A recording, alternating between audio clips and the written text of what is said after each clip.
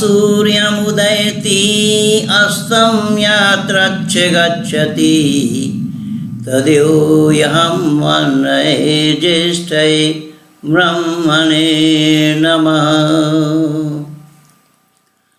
आदर और सम्मान की योग्य केंद्रीय आर्य सभा के माननीय अध्यक्ष महोदय भाई उपाध्याय जी, हमारे केंद्रीय आर्य सभा के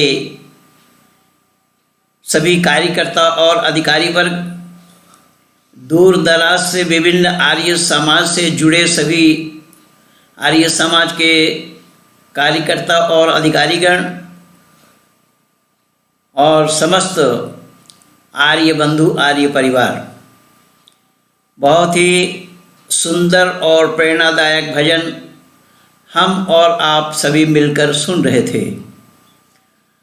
अब मेरे सामने एक सवाल आया है जो कल के वक्तव्य के ऊपर, यद्यपि कल भी एक सवाल था, उसका पूरा समाधान हमारे मान्यवर को नहीं मिला है, उसका भी समाधान दूंगा। तो ऋषि चार क्यों है, ये सवाल आया था। तो आइए आज विस्तार रूप से इसी पर ही मैं चर्चा करूंगा। पहला सवाल ये आया है कि बहन जी ने पूछी है, जब ईश्वर की सत्ता अलग है, प्रकृति और जीव ये तीनों सत्ताएं अलग अलग हैं, तो ईश्वर को हम पिता क्यों और कैसे कहें? ईश्वर को पिता हम इसलिए कहेंगे, वो रक्षक और पालक है। पालक माने कहीं पालक साग मत समझ लेना, पालक माने पालने वाले। वेद मुकद्दस में भी परमात्मा का ये उपदेश आया है, परमात्मा के लिए कहा गया, त्वम हीना पिता वसो त्वम माता शतक्रतो बहुविधा अधाते सुम्नमीमहे। उसी का ही सरलीकरण हम और आप करते हैं, त्वमेव माता च पिता त्वमेव, त्वमेव बन्धुश्च सखा त्वमेव, त्वमेव विद्या द्रविणं त्वमेव, त्वमेव सर्वं मम देव देव।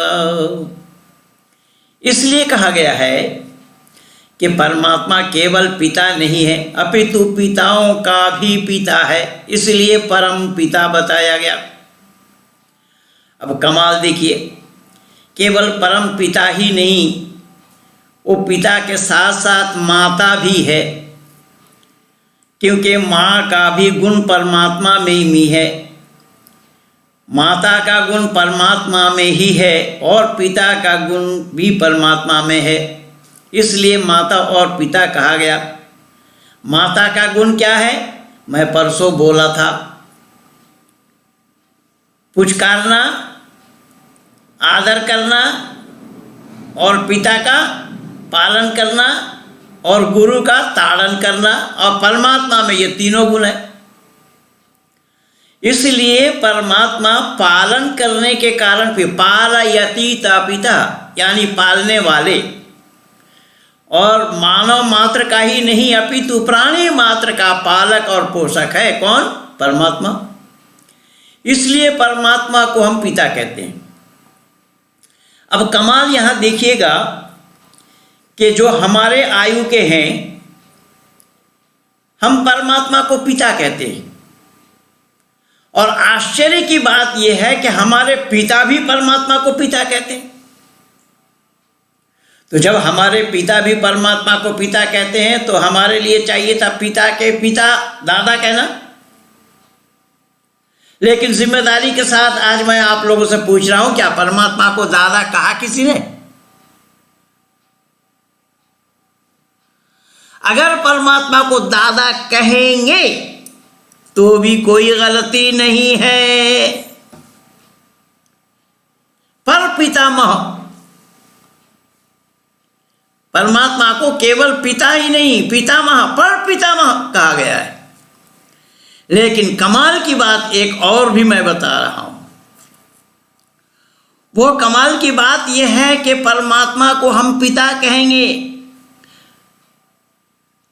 पर पिता कहेंगे, पर पितामह कहेंगे, पितामह कहेंगे, पर पितामह कहेंगे, लेकिन नाना नहीं कहा जाएगा।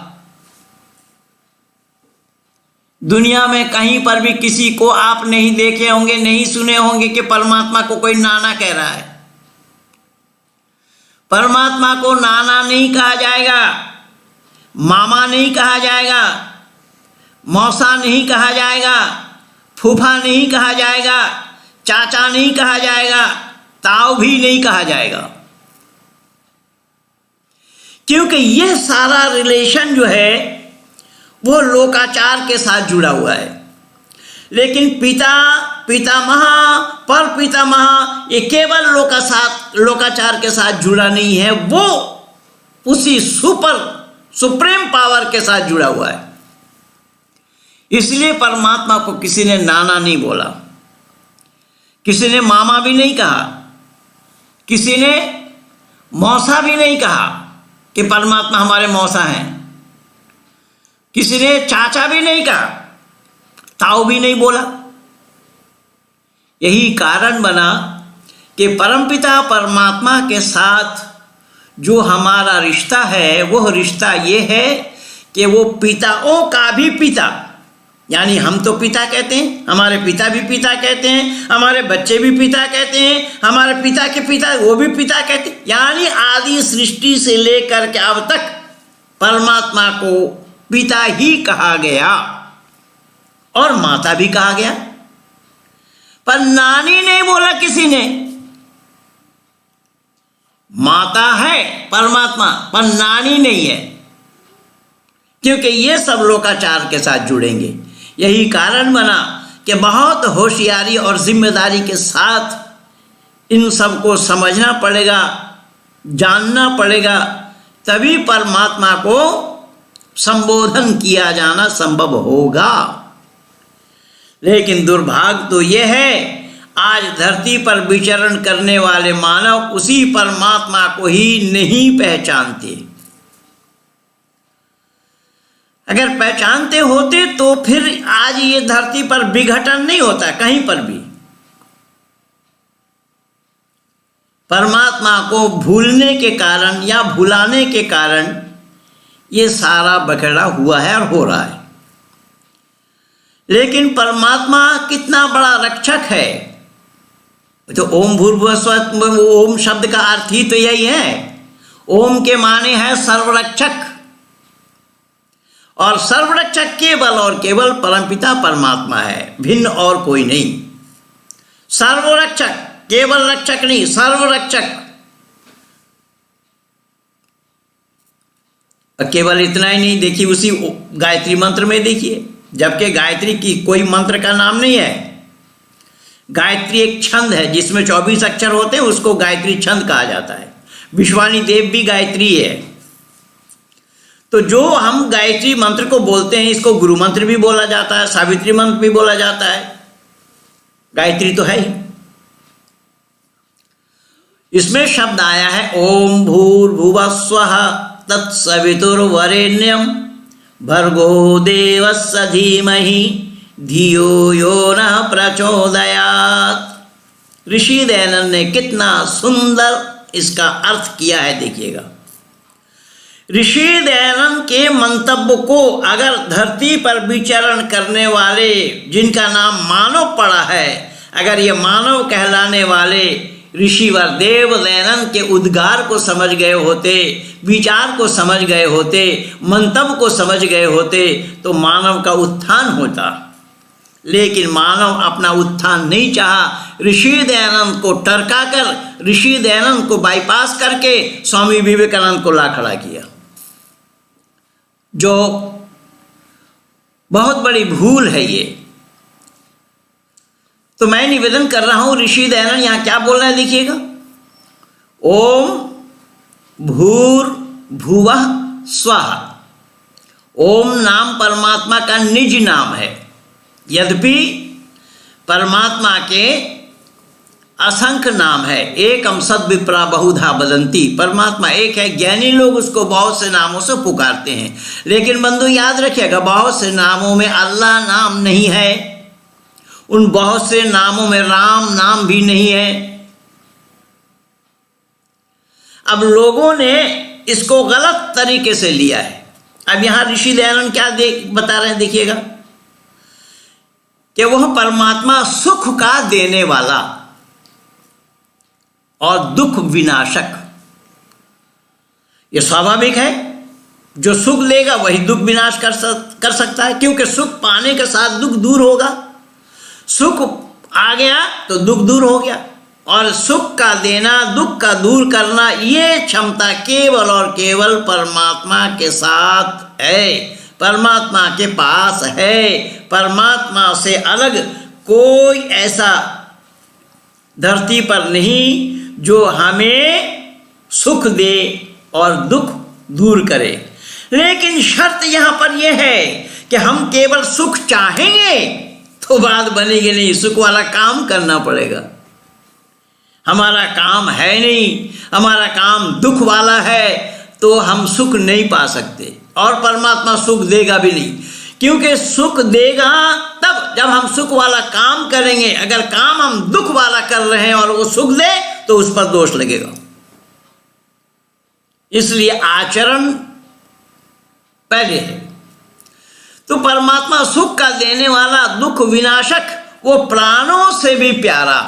देखिए, अपना प्राण हर एक को प्यारा होता है, लेकिन वह परमात्मा प्राणों से भी प्यारा है, प्राणों से भी प्यारा।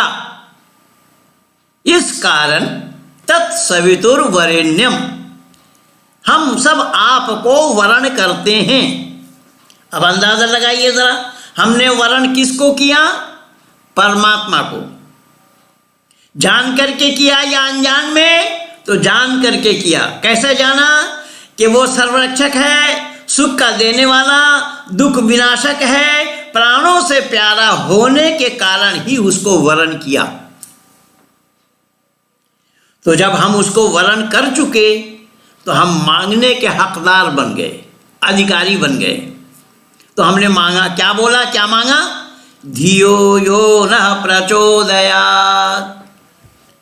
ऐ पिता, आप हमें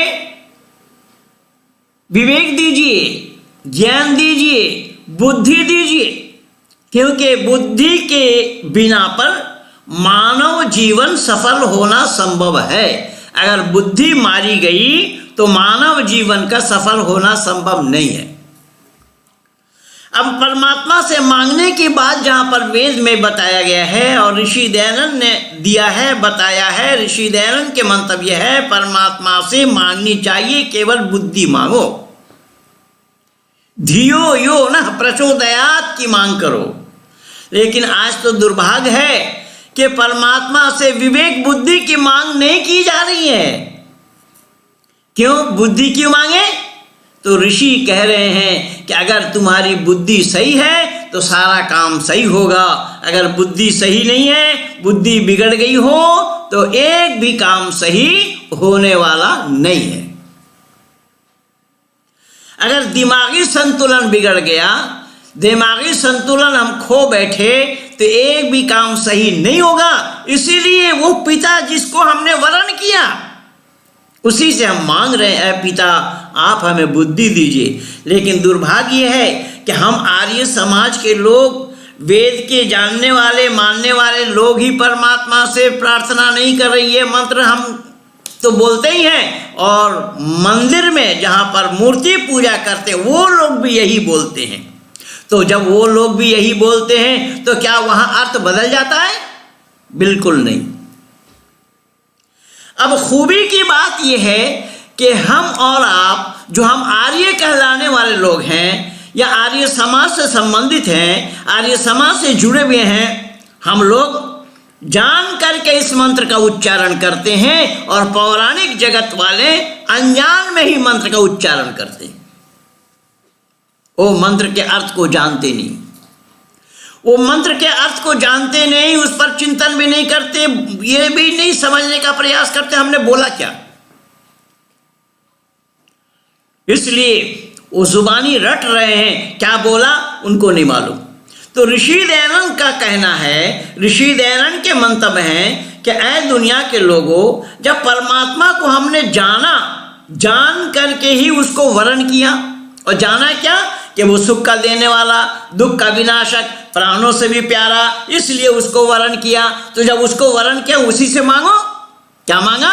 धियो यो न प्रचोदयात्, आप हमें बुद्धि दीजिए, आप हमें विद्या दीजिए, क्योंकि मानव जीवन को सफल बनाने के लिए दो ही चीज की आवश्यकता है।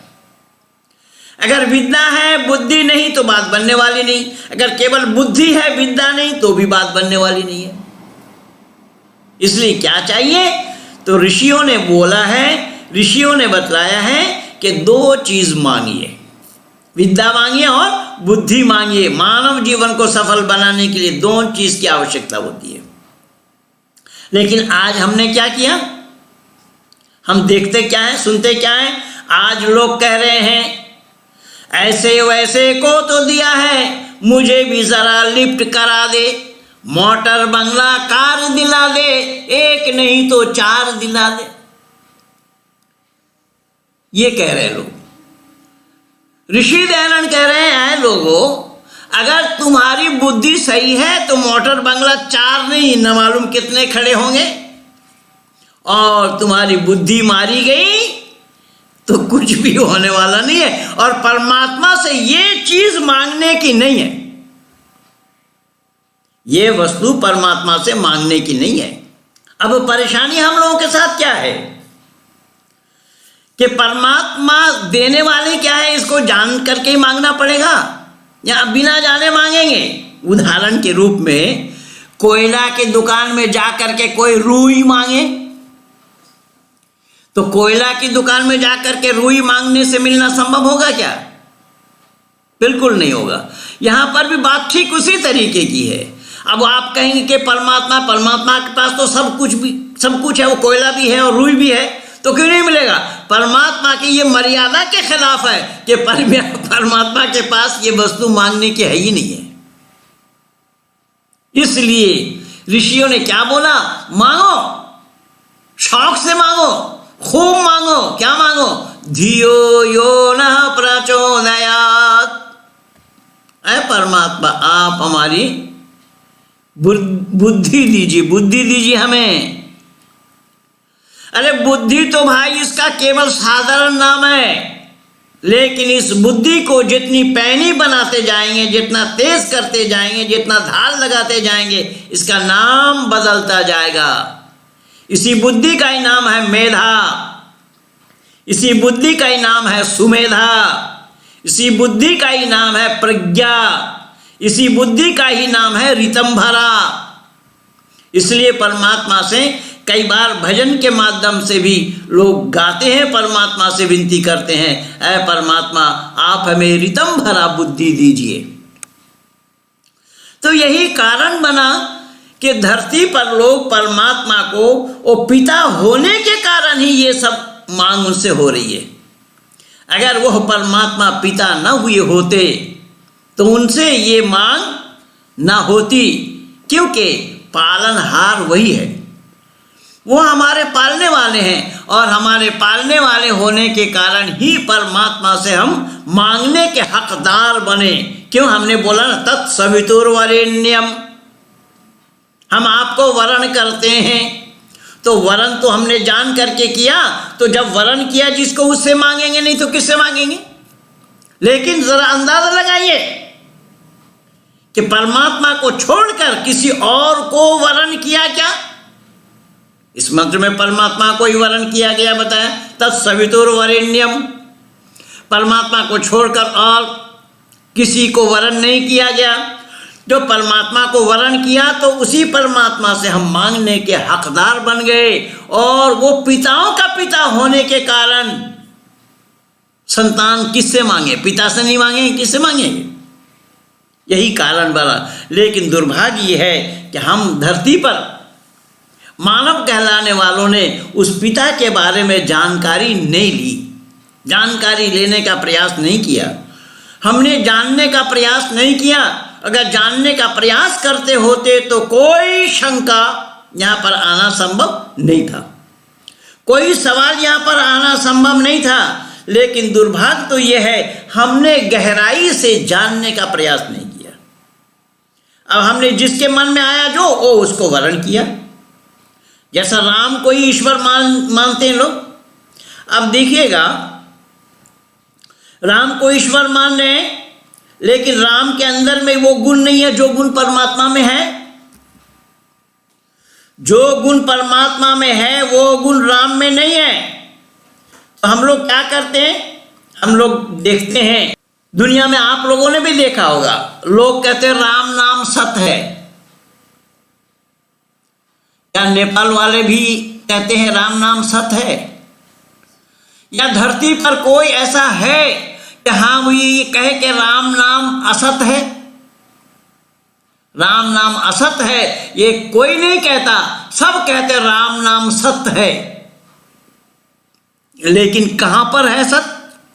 तो लोगों ने मुर्दों के साथ फिट किया। जब कोई मुर्दा उठाकर ले जाया जाएगा शमशान में, तो उस समय बोलते जाएंगे लोग राम नाम सत्य है। अगर राम नाम सत्य है ये मान रहे हैं, जान रहे हैं, तो विवाह मंडप में जाकर के बोलिए जरा कि राम नाम सत्य है। विवाह मंडप में बोला जाना संभव होगा? नहीं। इसका मतलब क्या हुआ? मतलब ये हुआ कि फिटिंग गलत है। फिटिंग गलत हो तो शॉर्ट सर्किट होगा। इसलिए फिटिंग को सही करना चाहिए, फिटिंग सही होना चाहिए। जैसा आज हमारे भारत में हुआ है, जहां से कोविड वाला दवाई बनी है उसी में ही आग लगी, जबकि वहां वेल्डिंग वाला काम चल रहा था, उसी के माध्यम से 5 लोगों की मौत भी हुई है। तो कहने का तात्पर्य ये है कि फिटिंग अगर गलत हो तो शॉर्ट सर्किट होगा। फिटिंग सही होना चाहिए, जानकारी के साथ होना चाहिए। अगर जानकारी नहीं है, सही जानकारी नहीं है, तो फिटिंग गलत होगा। अगर फिटिंग गलत हुआ तो हमारा मानव जीवन भी व्यर्थ हो जाएगा। यही कारण बना कि ऋषिवर देवदयानंद ने बहुत खोल करके जनमानस में इसको रखा, सुनाया, बतलाया। क्या है दुनिया के लोगों, परमात्मा को जानो, परमात्मा को जानो। परमात्मा को जाने बगैर मानव जीवन का सफल होना, बनाया जाना संभव नहीं है, क्योंकि हम संतान उसके हैं। तो जब हम संतान उसके हैं तो क्या संतानों के लिए ये उचित नहीं बनता कि पिता को जाने? अरे भाई, कौन हमारे पिता है उसको जान करके ही तो हमें संतान का प्रमाण देना पड़ेगा, हम संतान किसके हैं। लेकिन दुनिया ने जाना ही नहीं, दुनिया ने जानने का प्रयास ही नहीं किया। इसीलिए बहन जी ने जो सवाल रखा है सामने कि हम पिता क्यों कहते हैं, मैं उसका जवाब दिया। अब तक ये पिता कहने का कारण बना। अगर बात समझ में आ गई होगी तो ठीक है, अगर कुछ समझ में ना आई तो फिर दोबारा अंतिम में आप पूछना, तो फिर मैं समाधान दूंगा। हमारे भाई साहब ने कल सवाल किया था कि ऋषि 4 क्यों हैं, ऋषि 4 क्यों हैं? क्या ऋषि ही नहीं, केवल ऋषि ही 4 नहीं है, 4 अनेक हैं। 4 का आंकड़ा केवल हमारे पास है, दुनिया वालों के पास नहीं है। दुनिया जानती नहीं है 4 क्या है। आइए जरा हम विचार करते हैं। और बड़े अच्छे मौके पे हमारे भाई साहब ने सवाल, मैं जवाब दिया था, यद्यपि वो सेटिस्फाइड नहीं हो पाए थे, इसलिए फिर मैं नीचे देखा वो लिख करके आ रहा है। तो जब लिख करके आया मेरे सामने तो मैंने सोचा कि समाधान कल दूंगा। आइए ज़रा हम विचार करें कि 4 क्या है, 4 क्यों है, 4 कैसे है, 4 होना ज़रूरी क्यों है। जिम्मेदारी के साथ ये बतलाइए जरा, केवल ऋषि 4 नहीं, वेद को भी तो 4 माना। ऋग, यजुः, साम और अथर्व, क्या वेद 5 है? संभव नहीं। वेद 5 नहीं है, वेद 4 है। तो 4 वेद को प्रस्तुत करने के लिए जनमानस में कोई माध्यम तो चाहिए जिनके द्वारा जनमानस तक पहुंचाया जाए। तो परमपिता परमात्मा ने सृष्टि के आदि में चारों ऋषि के हृदय में प्रकट करे, और ऋषि वो होते हैं जिनको आप्त कहा जाता है, सिद्ध कहा जाता है।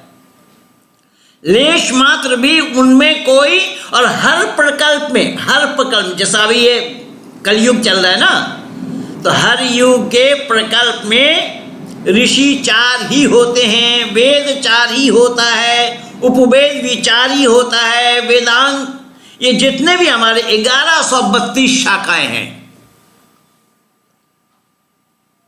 इतनी बड़ी श्रृंखला किसी और के पास नहीं है। पौराणिक जगत जानता ही नहीं है इस चीज को। 1132 शाखाएं हैं इस वेद के,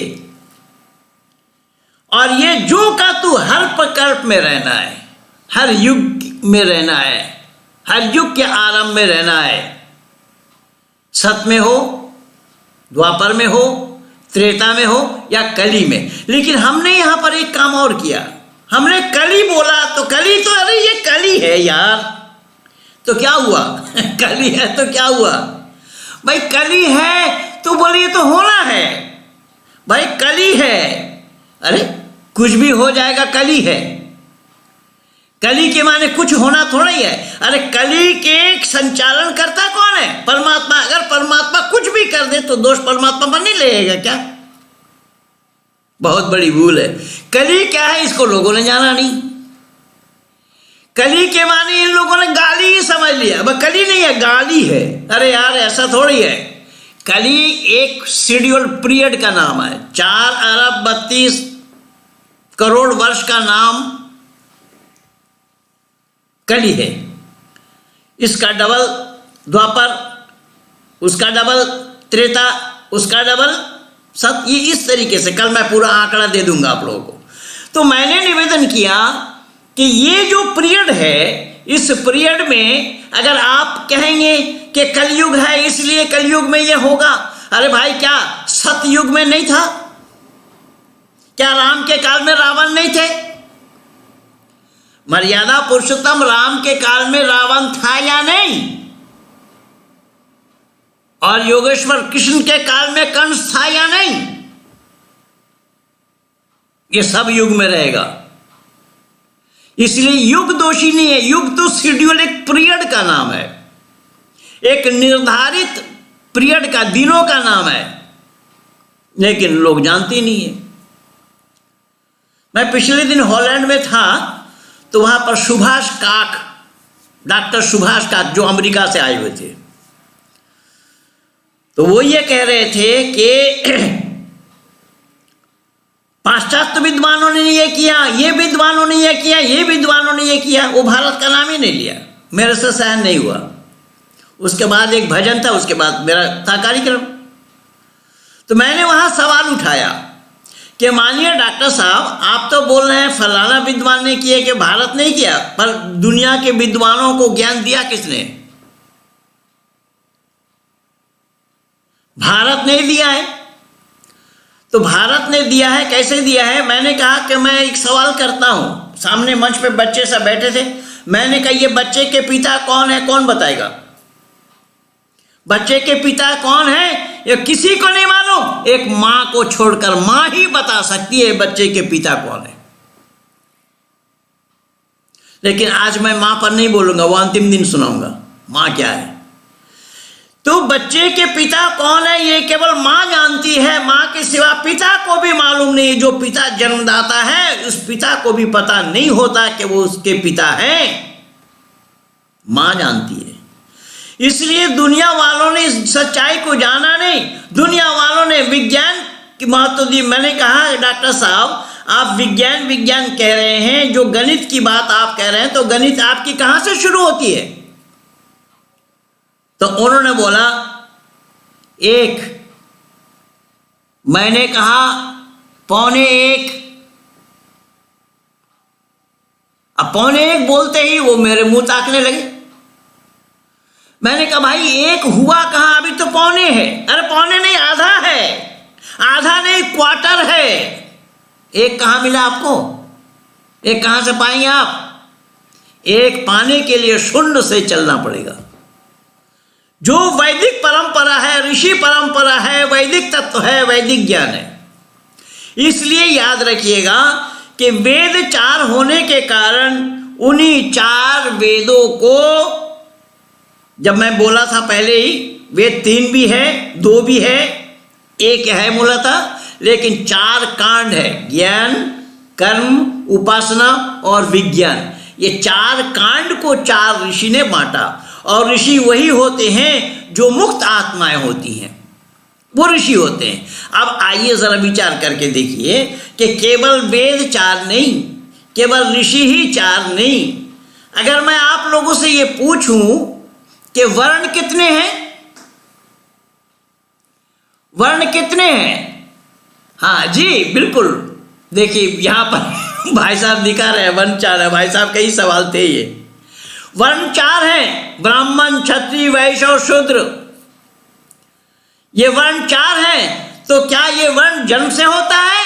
ऋषि कह रहा है कि नहीं, कर्म से होता है। और कैसे कर्म से होता है? तो जन्मना जायते शूद्रा संस्कारात् द्विज उच्यते। जन्म से हर कोई शूद्र पैदा होता है, संस्कार से ही द्विज बनते हैं। शूद्र के माने सफाई कर्मचारी नहीं है, शूद्र के माने होता है कोरा, शूद्र के माने होता है अनजान, उसको जानकारी कराई जाती है। और यही कारण बना कि ज्ञान जो 2 प्रकार के हैं, एक साधारण ज्ञान, एक नैमित्तिक ज्ञान। तो मानव मात्र को 2 प्रकार के ज्ञान परमात्मा ने दिया है, एक साधारण ज्ञान, एक नैमित्तिक ज्ञान है। मानव से इतर जितने भी योनियां हैं वहां पर केवल नैमित्तिक ज्ञान है, साधारण ज्ञान नहीं। यानी साधारण ज्ञान है, नैमित्तिक ज्ञान नहीं। नैमित्तिक ज्ञान कराया जाता है, बताया जाता है, सिखाया जाता है। तो पता लगा वर्ण 4 हैं। हमारे भाई साहब ने देखा वर्ण 4 हैं। अच्छा, मैं फिर पूछ रहा हूं आश्रम कितने हैं? आश्रम भी 4 है। ब्रह्मचर्य आश्रम, गृहस्थ आश्रम, वानप्रस्थ आश्रम और संन्यास आश्रम। यह आश्रम भी 4 हैं। अच्छा भाई साहब, जरा बराए मेहरबानी ये बतलाइए कि गणित के क्रम कितने हैं? गणित का क्रम देखिए, बाबूजी और नरेंद्र कुमार जी बतला रहे हैं। गणित का क्रम भी 4 है, जोड़, घटा, गुना और भाग। इसके अतिरिक्त नहीं है और कुछ। गणित का क्रम भी 4 है। अब देखिएगा यहां ऋषियों ने क्या हमें दिया है। हमें खजाना दे गए ऋषि, लेकिन हमने तो जाना ही नहीं, जानने का प्रयास भी नहीं किया कि हमारे ऋषियों ने हमें क्या दिया है, हमें मिला क्या है। इसको हमने जानने का प्रयास ही नहीं किया। ब्रह्म आश्रम में जोड़ना, यानी ब्रह्मचर्य आश्रम में जोड़ना है। क्या जोड़ना है? विद्या। विद्या तपोभ्याम भूतात्मा बुद्धिर्ज्ञानेन शुद्धति। विद्या जोड़ना है, और विद्या सीखने का काल 25 वर्ष तक है। 25 वर्ष तक आप विद्या सीखिए। तो विद्या क्या है? तो हमारे यहां ऋषियों ने बोला विद्या वो है सा विद्या या विमुक्त है, जो मुक्ति का रास्ता दिखाए, मुक्ति के रास्ता बतलाए, उसका नाम विद्या है। लेकिन आज मुक्ति तो लोग जानते ही नहीं है। अभी पिछले दिन देखा होगा आप लोगों ने, दिल्ली में बुराड़ी एक जगह जहां पर ये किसान सब आंदोलन कर रहे हैं, उसी बुराड़ी में एक परिवार के 9 सदस्य आत्महत्या कर लिया। वो मोक्ष जा रहे हैं, आत्महत्या करके मोक्ष चले गए, पर इसका नाम मोक्ष नहीं है। इसलिए मुक्ति का रास्ता को पाने के लिए विद्या चाहिए। विद्या के बगैर मुक्ति संभव नहीं। पर मोक्ष के माने ये नहीं समझना मोक्ष का मानी ये नहीं है कि वो जन्म नहीं होंगे, नहीं नहीं, ऐसा नहीं है। मोक्ष उसको कहा जाता है कि परमात्मा आनंद स्वरूप है। जीवात्मा अपने कर्मों के अनुसार उसी परमात्मा के आनंद से जब तक आनंद को प्राप्त करता है उतना समय का नाम मोक्ष है। और उसको प्राप्त करने के बाद फिर जीवात्मा को मानव योनि में आना पड़ता है। अब वो देवता के रूप में आए या और कुछ बन करके आए, तो देवता भी आसमान से गिरते नहीं है, टपकते नहीं है, जमीन के अंदर से निकलते नहीं है। देवता भी मानव से ही देवता बनते हैं, मानव ही राक्षस बनता है। और कर्म के ऊपर निर्भर है, कर्म पर ही ये टिका हुआ है। इसीलिए मैं भाई साहब को परसों बोला था, बताया था भाई सब कोटा परिवार वाले को कि परमात्मा हमें मत डुबोना, हमें बचा लेना, ऐसा नहीं है। हमारा कर्म ही आएगा वहां पर बचाने के लिए, हमारा कर्म आएगा बचाने के लिए, और डुबोने के लिए भी कर्म आएगा। इसीलिए मानव को कर्म ऐसा करना चाहिए। मानव तो एक साधारण योनि है। मानव क्या है कि मानव जब पाप और पुण्य दोनों बराबर हो जाता है तो मानव योनि में आते हैं जीवात्मा। तो वो जीवात्मा मानव योनि में 3 क्वालिटी हैं, स्त्री, पुरुष और नपुंसकलिंग। ये कर्म के ऊपर निर्भर है। कुछ लोग कहते हैं कि महिलाओं की मर्यादा ज्यादा है, नहीं, गलत है। महिलाओं की मर्यादा ज्यादा नहीं है, सब अपने अपने जगह पे मर्यादा रखते हैं। पुण्य की मात्रा अगर ज्यादा है तो पुरुष, उससे थोड़ा कम हो जाए तो स्त्री, उससे थोड़ा कम हो जाए तो नपुंसकलिंग। नपुंसकलिंग उसको देखते हैं, दिल्ली में आते हैं ना आप लोग, तो हर रेड लाइट में देखेंगे, हर रेड लाइट में मिल जाएंगे आपको। तो वो सब कर्म के ऊपर ही निर्भर किया है, कर्म के आधार पर ही आया है। अब कैसा देखिएगा जरा, महिलाएं संतान जनने में जो परेशानी को भोगती है वो पुरुष नहीं कर पाएगा उसको। और हमारी यहां मान्यता अवश्य में भोक्तव्यम कृतम कर्म शुभाशुभम, अवश्य ही भोगना है, किए हुए कर्मों का फल शुभ हो और अशुभ हो। तो शुभ अशुभ कर्मों के फल को भोगने के लिए आए। तो महिलाएं जो भोगती है, कर्म फल को भोगती है, तो उनके कर्म ही तो उनको भोगा रहा है। इसलिए देखिएगा, कई बार बच्चा जब छोटा होता है, कई बार रात भर कई बार पेशाब कर देता है, तो माँ कपड़ा बदल बदल करके उस बच्चे को और पिता के पास दे, तो पिता के पास, पिता के तरफ अगर पेशाब करे तो पिता फौरन डंडी पकड़ करके माँ को करेंगे, ले जा भाई तू अपना ले जा। इसीलिए इस चीज को भली भांति समझने का प्रयास करना चाहिए। सब ये कर्म पर ही निर्भर हो रहा है। तो कहने का तात्पर्य मेरा यह है कि ये आश्रम भी 4 हैं। तो ब्रह्मचर्य आश्रम में जोड़ना और गृहस्थ आश्रम में वियोग। तो अगर आप जोड़ेंगे नहीं तो घटाएंगे क्या? वियोग माने घटाना, कम करना। तो जोड़ना इतना चाहिए कि घटा करके भी बचा रहे, और घटाने में ही आपका खजाना समाप्त हो गया तो फिर वही राम नाम सत बोल रहे थे ना, मामला वहां टिकेगी आकर। इसलिए मैंने निवेदन किया कि जोड़ो इतना कि घटाने के बाद भी बचा रहे। अब गृहस्थ जीवन में आकर के घटाया, तो गृहस्थ जीवन में घटा क्या? शरीर को घटाया, धन को जोड़ा था वो भी घटाया, चारों तरफ से आपने सब कुछ करके आपने उसमें से जो जोड़ा था उसमें कम हो गया। अब बचा है थोड़ा, तो ऋषि कह रहे हैं वानप्रस्थ आश्रम में जाओ। वानप्रस्थ क्या है कि जो तुम्हारा बचा हुआ है उसको गुना करो। कई बार घर में, कई बार जंगल में, कई बार इधर उधर, इस तरीके से करने के जो ज्ञान है उस ज्ञान की वृद्धि करो। घटाया था, उस घटाने में जो बचा है उसकी वृद्धि करो। वृद्धि हो गई वानप्रस्थ आश्रम में, और संन्यास आश्रम में अपने पास रखो मत, बांट दो। संन्यास आश्रम में क्या करो कि रखो मत अपने पास, बांट दो। लेकिन आज के सन्यासी तो बस संग्रह में लगे हुए हैं, ये सेक्टर हमारा, वो सेक्टर हमारा। लेकिन नेपाल वाले ने सन्यास नहीं लिया, इसी ने, बालकृष्ण ने। बालकृष्ण ने अभी सन्यास नहीं लिया, लेकिन सन्यासी कह रहे हैं ये सेक्टर हमारा, वो सेक्टर हमारा, ये कंपनी हमारी, ये दवा हमारी, ये हमारा, वो हमारा, सब हमारा। वैदिक परंपरा में यह मना है। अपरिग्रह शब्द आया वहां पर।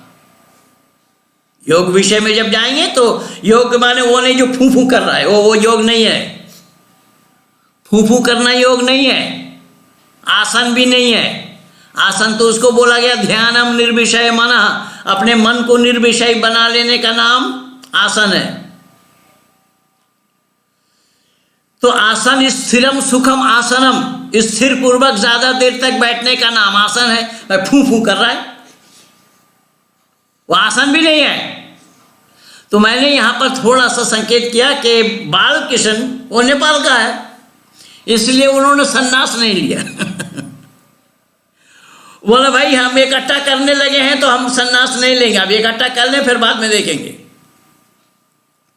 तो मैंने निवेदन किया कि ये 4 आश्रम हो गया, 4 वर्ण हो गया, 4 वेद हो गया, 4 ऋषि हो गए, 4 आश्रम हो गया। अच्छा जरा विचार पूर्वक बतलाना, हम और आप जिस कुर्सी में, जिस तख्त में, जिस चौकी में, जिस पलंग में बैठे होते हैं उसके टांग कितने हैं? भाई साहब दिखा रहे हो, उसका भी टांग 4 है। कुर्सी के टांग 4 हैं,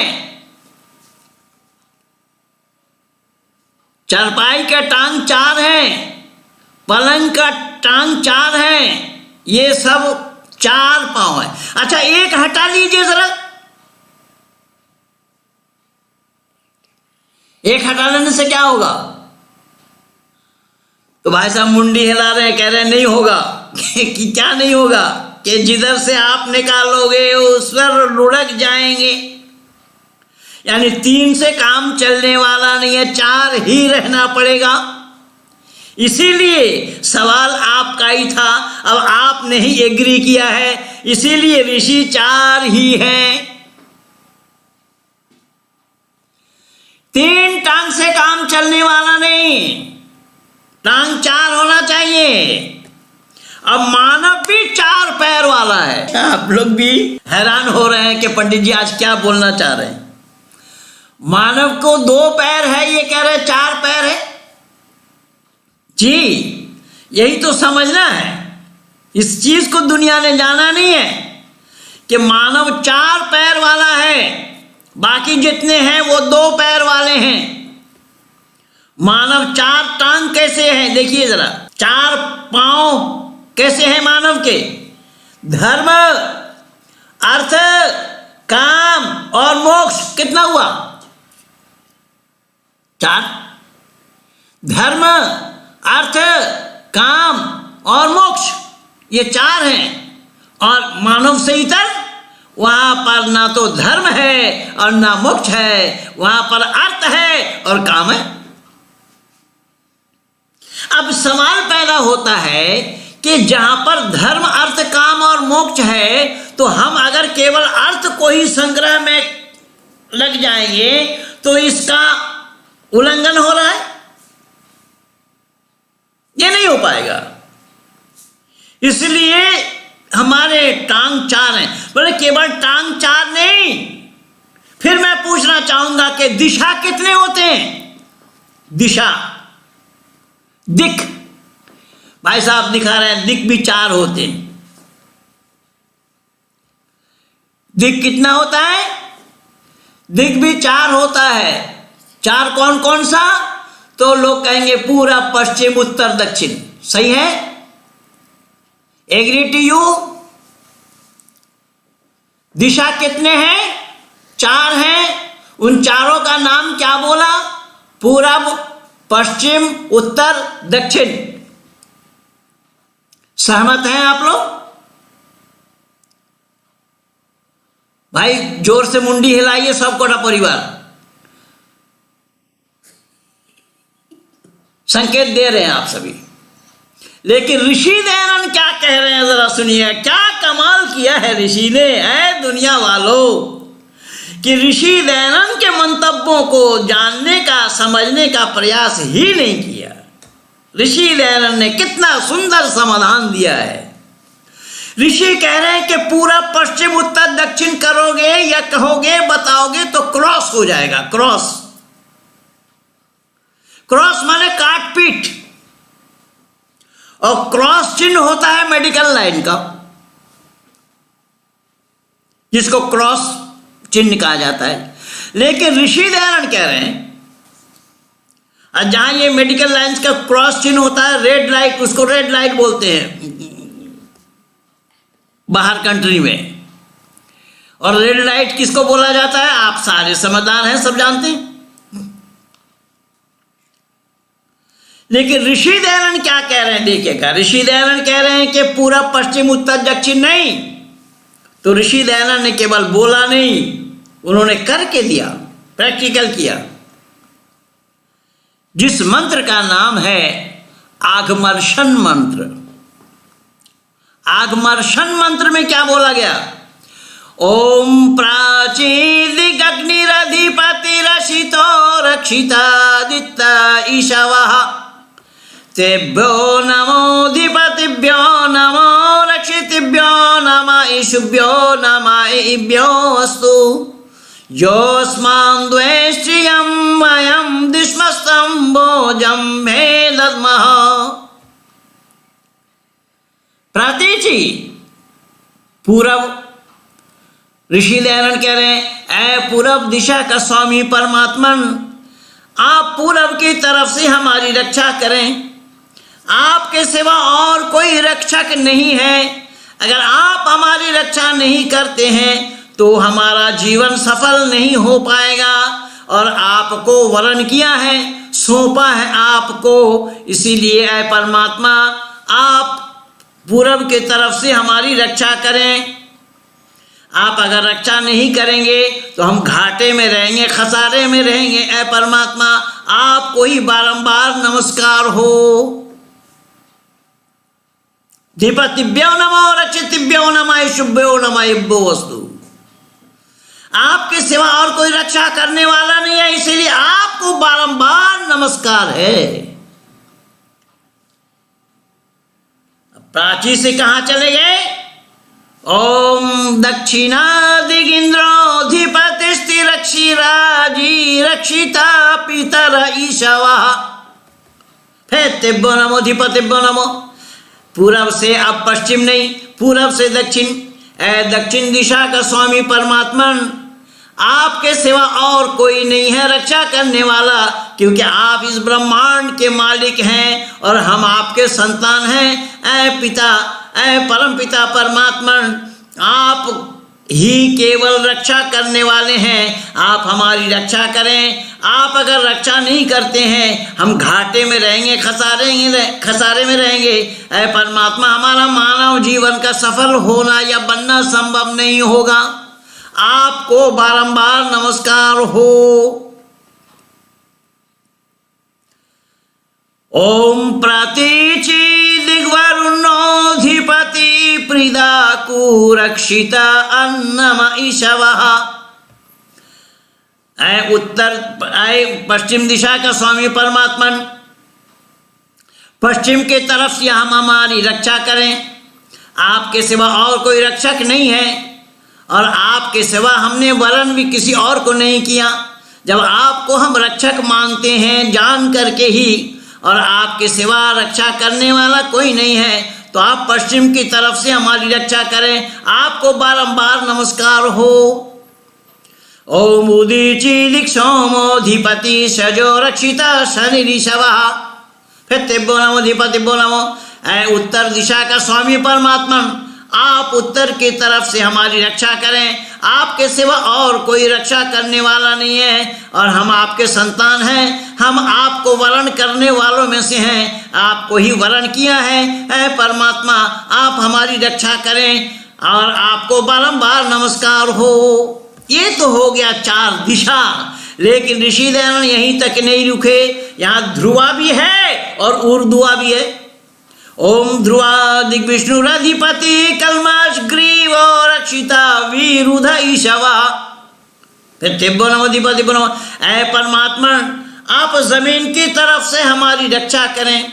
आपके सिवा और कोई रक्षक नहीं है, रक्षा करने वाला नहीं है। आपको ही हमने वरण किया है, आप पिताओं का भी पिता हैं। इसलिए परमात्मा, इसी जमीन में हम और जितने भी हैं, हम किसी से विरोध न करें और कोई हमारा विरोध न करे। शब्द पर ध्यान देना,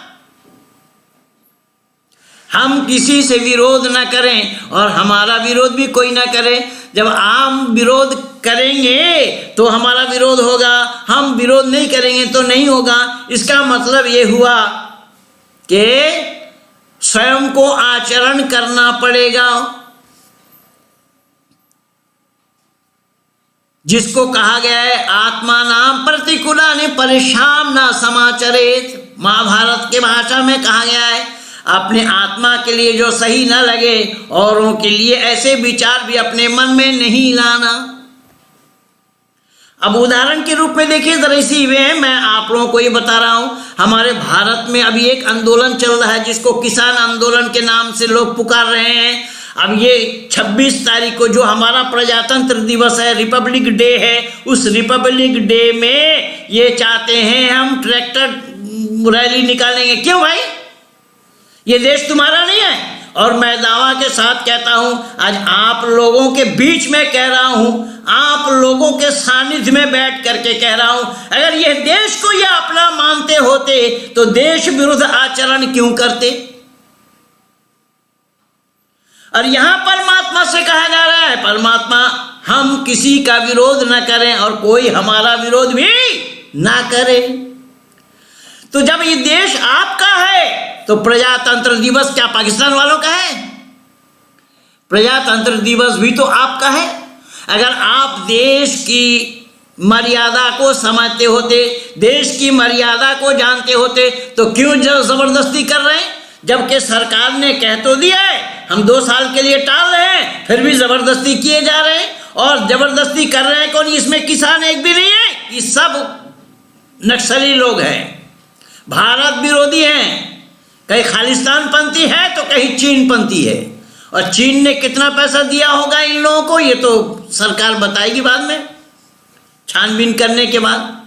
तो मेरा कहने का तात्पर्य ये है कि यहां परमात्मा से विनती कर रहे हैं, क्या है? परमात्मा, हमारा कोई विरोध न करे, हम भी किसी का विरोध न करें और आपके सानिध्य में हम अपने को समर्पित कर रहे हैं। ऐ परमात्मा, आपको बारंबार नमस्कार हो। केवल इतना ही नहीं, ओम ऊर्ध्वा दिग्बृहस्पतिरधिपति शिवित्रो रक्षिता वर्षमिषवः तेभ्यो नमोधिपतिभ्यो नमो रक्षितिभ्यो नमः ईशुभ्यो नमः इभ्यो वस्तु यो अस्मान् द्वेष्टियं भयं दुष्मस्तंभोजं मे दद्मः।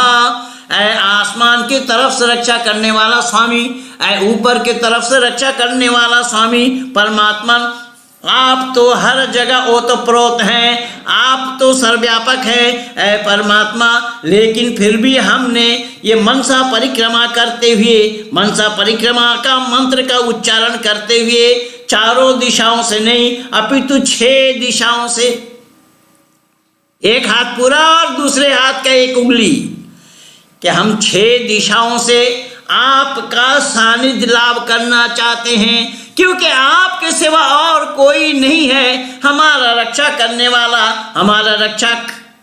जब आप रक्षक हैं ऐ परमात्मा, आपके सिवा और कोई नहीं, आपको वरण किया है, तो आपके पास हम अपने को आपके हवाले कर देते हैं। आप अगर हमारी रक्षा नहीं करेंगे तो हम घाटे में रहेंगे, खसारे में रहेंगे। ऐ परमात्मा, आपको बारंबार नमस्कार हो।